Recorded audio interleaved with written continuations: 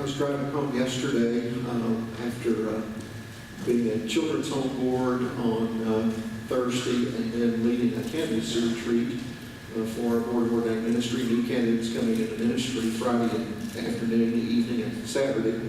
And started rolling over in my mind some things of sermon.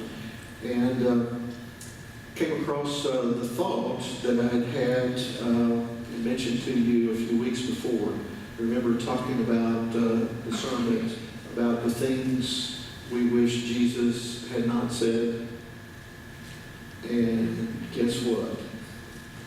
This is another one. I started looking, as Trey said, in the part of humility, but began to look a little bit differently after prepared one thing and made a few adjustments. So we'll see what happens. I don't always like that when that happens, but there's a reason for it. I'm just going to wait and see why. Just trying to be obedient.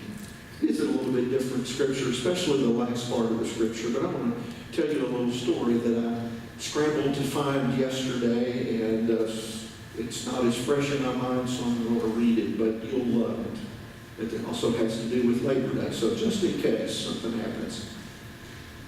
A fellow came home from work on a Friday night, and at that time, Friday was our Labor Day weekend is a part of it. He drives into the driveway, and he sees that there is a rented tent in the backyard. Under the tent are tables and chairs for about 40 people. A bandstand, dance floor are assembled in one corner of the tent. Paper lanterns are hanging all around. Now, mind you, none of this was there when the husband left for work that morning. Seeing all these preparations, he's somewhat surprised, and as any good husband would do, he began to think, oh, this must be our anniversary. And somehow I've forgotten it. And he looked a little bit more and sees things, and he says it must be one of the big ones. But assuming that, he does some quick arithmetic and says, no, it's not the 20th, it's not the 30th, it's not the 40th. I guess it must be a Labor Day party, which I forgot. The husband walking into the backyard to find his wife furiously basting a dozen chickens, discovering a pile of choice steaks in a cooler nearby. Wondered what he said. He said, this is going to cost me a bundle. Then suppose his wife looks at him and she says, guess who's coming to dinner? Now he has no idea, but he usually thinks it must be relatives, longtime friends, neighbors, business associates. But before he can respond, she says this, I invited 20 of the homeless men from the shelter. I found a family that's a boat family that came over from Haiti. And I found several residents from the group home. Don't worry, dear, you won't know of one of them. And guess what? Not a single one of them will have to pay us back. How do you think the husband might respond? I think probably, as most of us, as the writer of this little note said, he would probably think his wife was a little bit off for at least a period of time. That's exactly the words that Jesus says.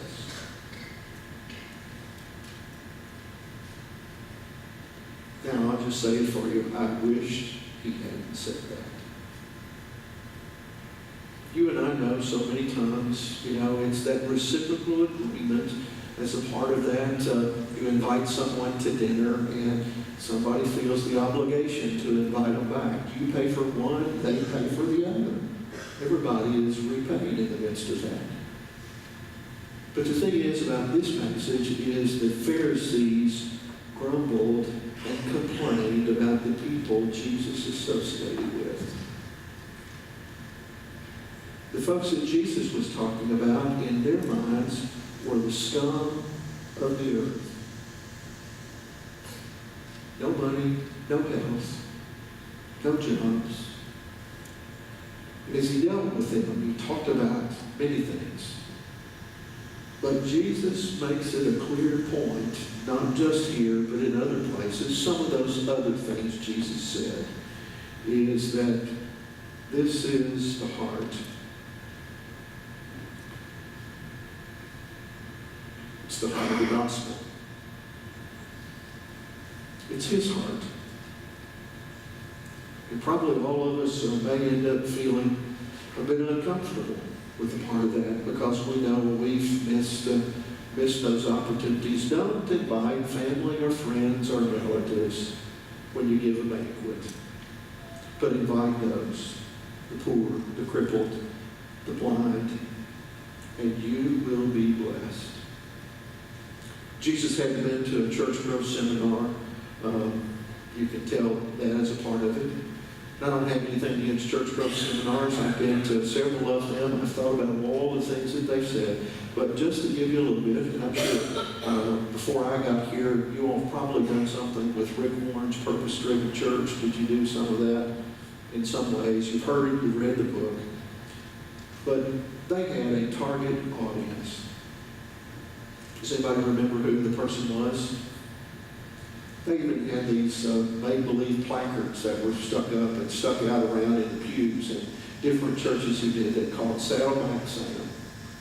Saddleback Sam was one of those persons who was well-to-do in so much in life, had a good job, was usually very athletic and involved in activities, a good family person, sharing along those lines, and that was their target group. Those persons in the last 5 years felt better about where they were today than they did 5 years ago, and that was a part of it, and that was the target. Now, I don't know about you, but any church would love to have those kind of folks. Now, not to be too critical on Saddleback, do you also know that Saddleback was the start of Celebrate Recovery, where the poor and the blind and those addictions and all those things began as a part of that. But you know something? Just for us to think about.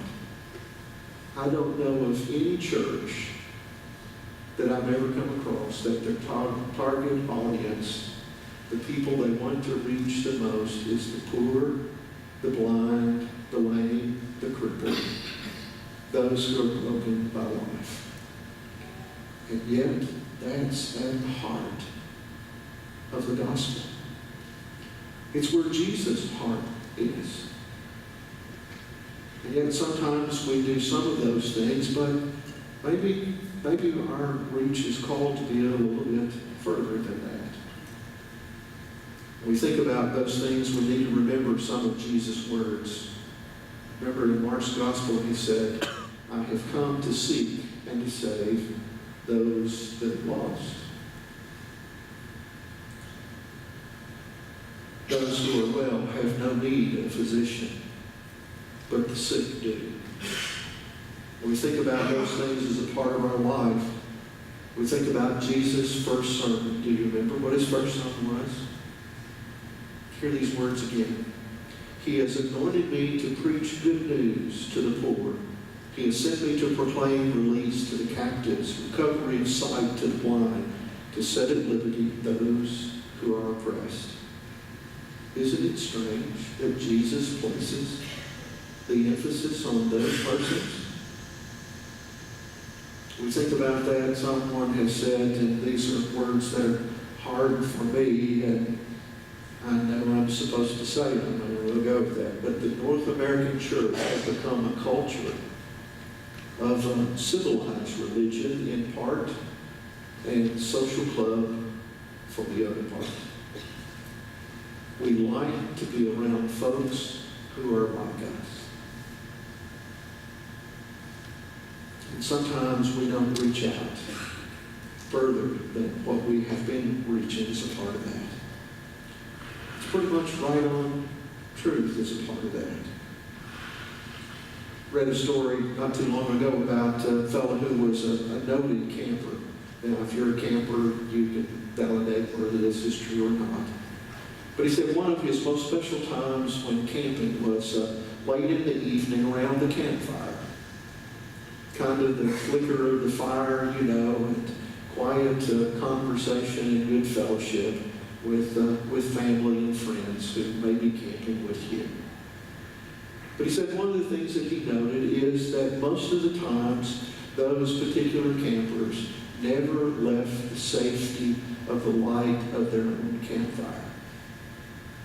They wouldn't venture out to the light of another campfire just a little ways down the camping area.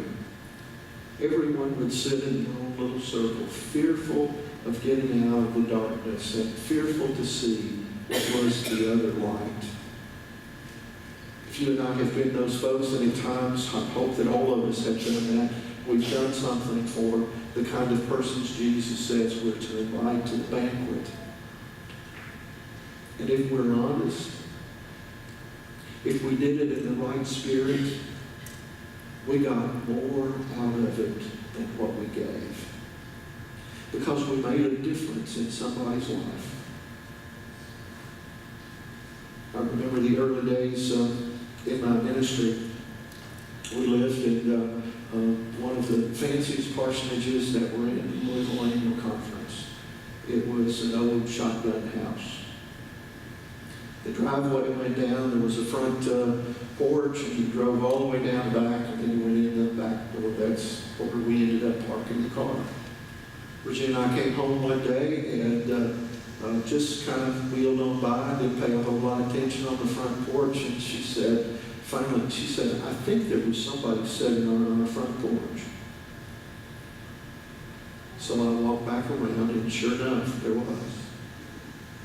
It was a fellow probably in his late to mid-50s, filthy, absolutely filthy. Center town, coal area, it just looked like he had coal dust all over him. He said, I need to know if you can give me some help. I said, what's the issue? He said, well, I'm trying to get back to St. Louis. And he said, I got stuck on a coal train. He said, I slept and traveled from certain place to close here, and I decided that wasn't really where I wanted to sleep. Looked for something a little bit better. And so if I found that night in an old barn, and I did notice that his clothes looked like they were a little wet, and they were still wet, and black was a part of that.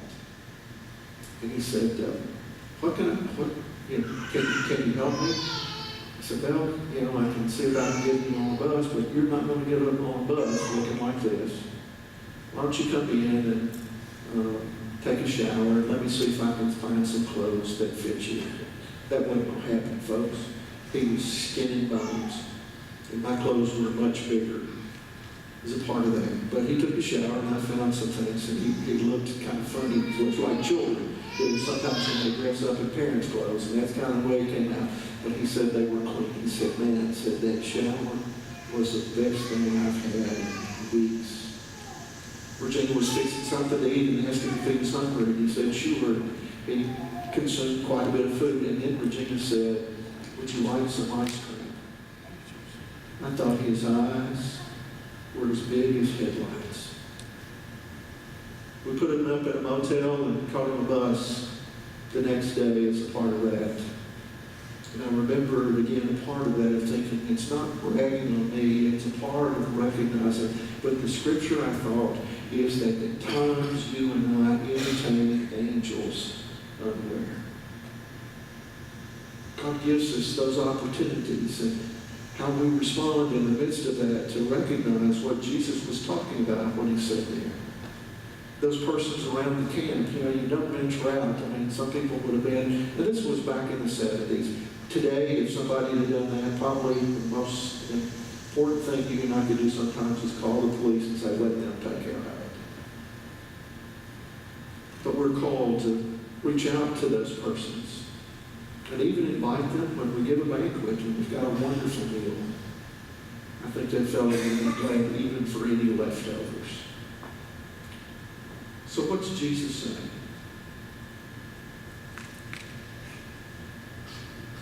And this is what I wish he hadn't said. Of all the institutions in the world, the church to be the one place in society to recognize that we don't exist for the benefit of the members. We don't exist as a church for us.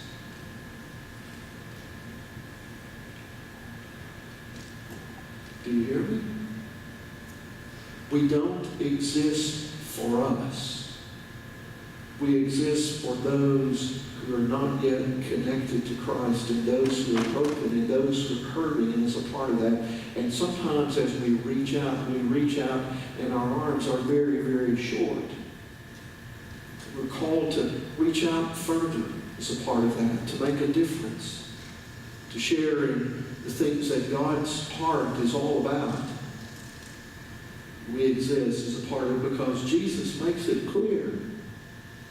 But you know, I'll be honest, for me, and you just get to listen in, it's not always easy.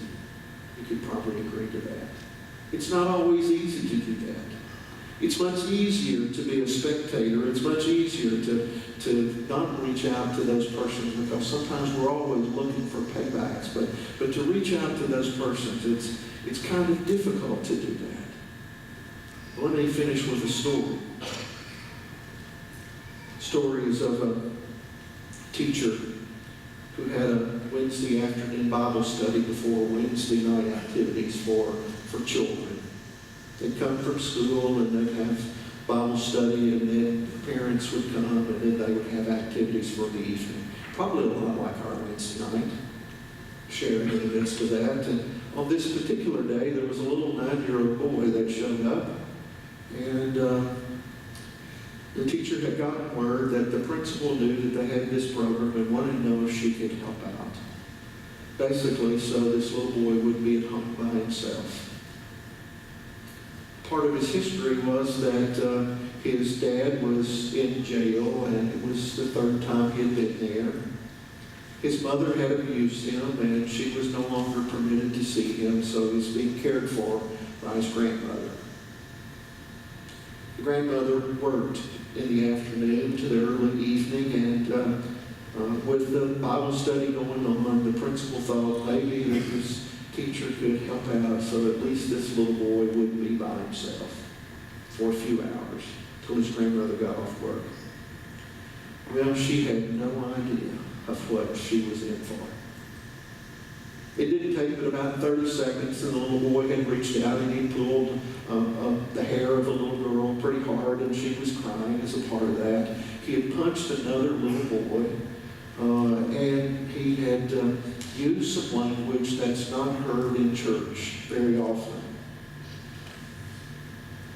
Yeah, sometimes those words are still heard in church, but not very often. So she was trying the best that she could to do part of what was able to do, and she did a little bit of everything, but it was always something. It was one of those things. Tracy's probably had some experience at that time when somebody's just disrupting the class. During music, he didn't pay any attention to what was going on. During snack time, usually he was the instigator of what became a food fight, and all the rest of them got involved in it. He used some language as a part of all those things going on, and it was just difficult. Even to the point that the teacher noticed that some of the other children stopped coming on Wednesday night. They may drop in occasionally, but they've been regulars, but as long as this little boy was there, they weren't near as regular.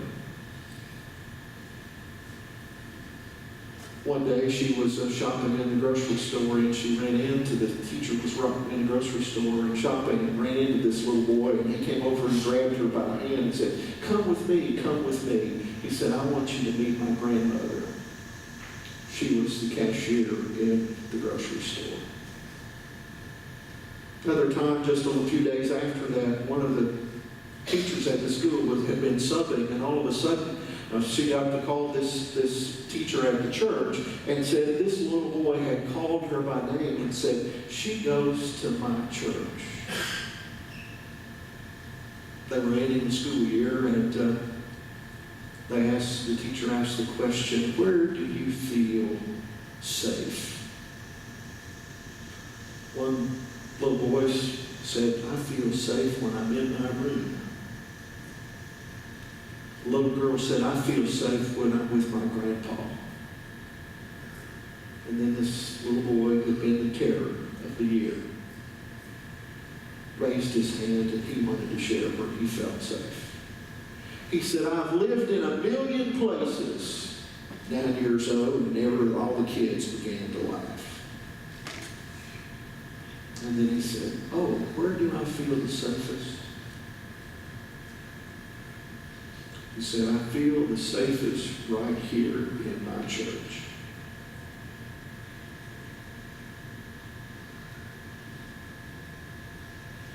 It's not just a safe place for those who can see. It's not just a safe place for those who are healthy. It's not just a safe place even for those who think they've got it all together. It's a safe place for the poor and the lame and the broken and the hurt. And we're called to reach out. How far is your reach? How far is my reach? Can we reach out just a little bit further? Jesus says the heart is when you give a banquet, invite the poor, the broken, the lame, the hurting, because they won't be able to pay you back. But your payback will come at the resurrection, when you receive all things. Now, my bottom line is this. If you've got a problem with the sermon this morning, you don't have a problem with me. You've got a problem with Jesus. And all of us probably, to some level, need to fix it. And the only way we can fix it is to find Him and be willing to surrender all. All that we are, all that we have, all that we ever hope to be, so that we might be able to be instruments of His love and His grace and reach out just a little bit further. Let's pray. Gracious God, there's probably not a one of us here, from the youngest to the oldest, who cannot recognize sometimes when we've failed to follow You into places of serving and reaching out to the poor, the lame, the blind, the broken, the hurting, the oppressed. Times we've done that, and we have been blessed when we've done that.